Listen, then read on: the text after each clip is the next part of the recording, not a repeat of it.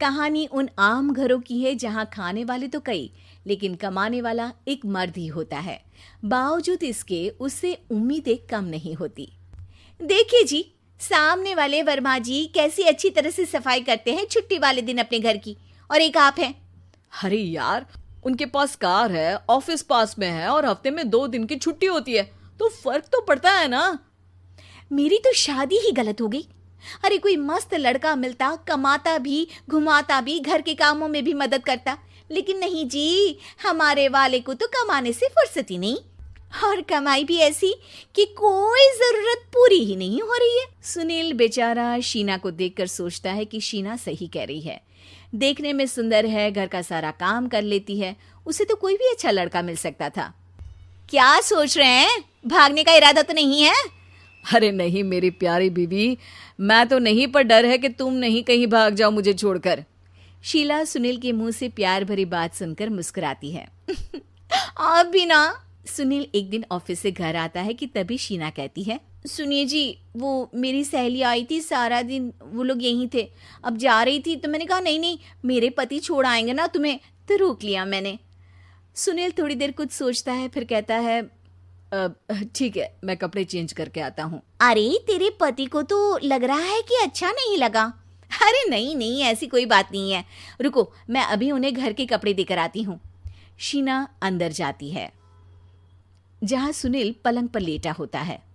अरे क्या मजाक है, वो कह रही है कि आपने मुंह बना लिया।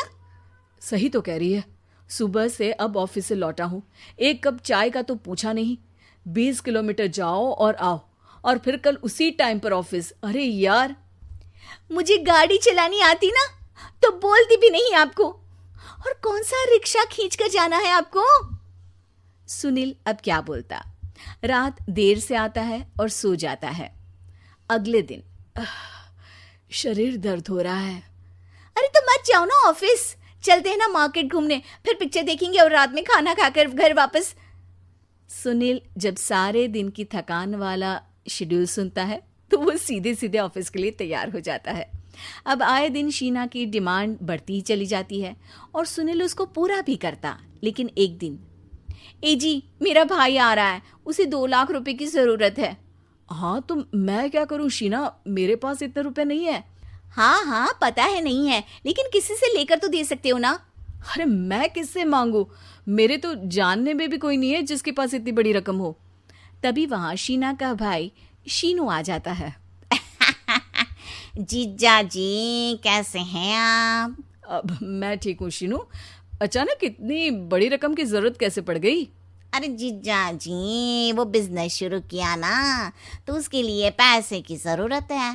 काफी हो चुका है, थोड़ा पैसा बचता है तो मैंने सोचा आपसे ले लूं। अब देखो, मेरे ऑफिस में कुछ लोग हैं जिनकी सेविंग अच्छी है, मैं उन लोगों से बात करके देखता हूँ। सुनील ऑफिस से किसी से पैसे लेकर शीना को दे देता है। शीना वो पैसा भाई को दे देती है 2 महीने बाद।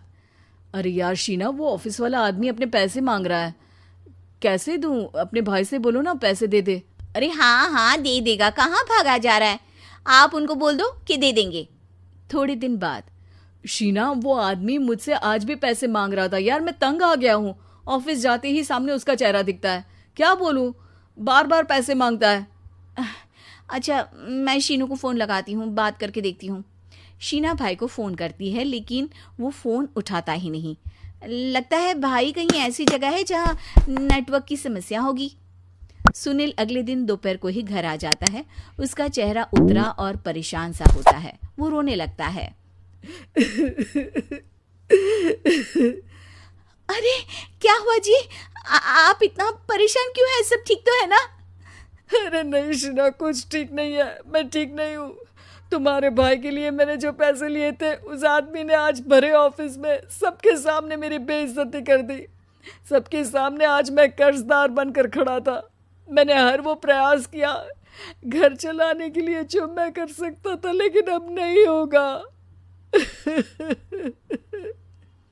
वो फिर रोने लगता है। अरे आप तो औरतों की तरह रो रहे हैं, मर्द हैं आप।